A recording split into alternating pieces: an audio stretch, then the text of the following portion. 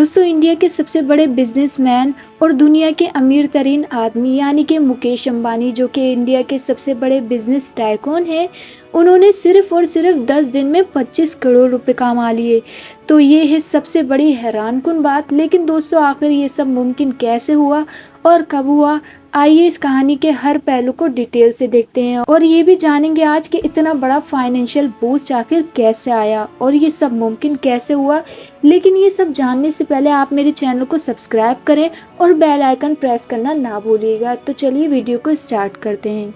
अनंत अंबानी और राधिका मर्चेंट की शादी के दिन रिलायंस इंडस्ट्री के शेयर्स में से 1% का इजाफा हुआ। लेकिन ये सिर्फ एक शुरुआत थी। पिछले महीने में रिलायंस के शेयर 6.66% बढ़ गए और अगर हम पिछले 6 महीनों का देखें तो ये 14.90% बढ़ गए थे।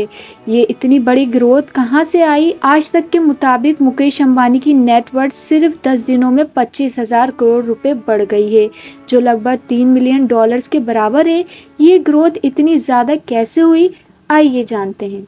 दोस्तों, अगर हम ब्लूमबर्ग बिलियनियर्स इंडेक्स को देखें तो 5 जुलाई को मुकेश अंबानी की नेटवर्थ 118 बिलियन डॉलर थी, लेकिन 12 जुलाई को ये बढ़कर 121 बिलियन डॉलर तक हो गई। इस इंक्रीज के साथ ही मुकेश अंबानी की ग्लोबल वेल्थ रैंकिंग में भी एक पोजीशन का इजाफा हुआ। वो अब 11th पोजीशन पर हैं और एशिया के सबसे अमीर इंसान बन गए हैं। ये फाइनेंशियल ग्रोथ किसी भी बिजनेस टाइकून के लिए एक बड़ी अचीवमेंट होती है। आइए जानते हैं इस कहानी का असल पहलू कि ये सब किसकी वजह से हुआ। क्या ये मुकेश अंबानी की खुद की वजह से हुआ या उनकी नई बहू राधिका अंबानी की वजह से हुआ? बहुत से लोग कह रहे हैं कि राधिका की एंट्री ने रिलायंस शेयर्स को एक नई एनर्जी दी है।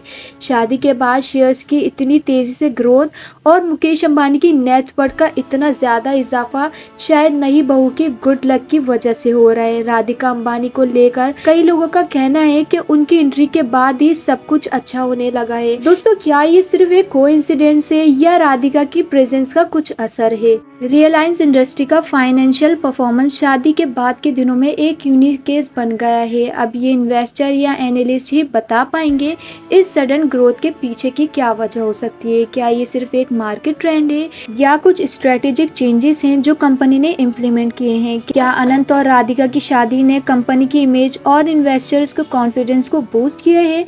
ये सब तो बाद में पता चलेगा। तो दोस्तों, ये थी मुकेश अंबानी की जबरदस्त फाइनेंशियल कामयाबी की कहानी और नई बहू के असर की एनालिसिस। आप लोगों को क्या लगता है, क्या सिर्फ एक कोइंसिडेंस है या नई बहू राधिका के गुड लक का असर है? तो कमेंट बॉक्स में अपनी राय का इजहार जरूर कीजिएगा। तो मिलती हूँ मैं इसी तरह की नई वीडियो के साथ। तब तक के लिए स्टे ट्यून्ड, गुड बाय।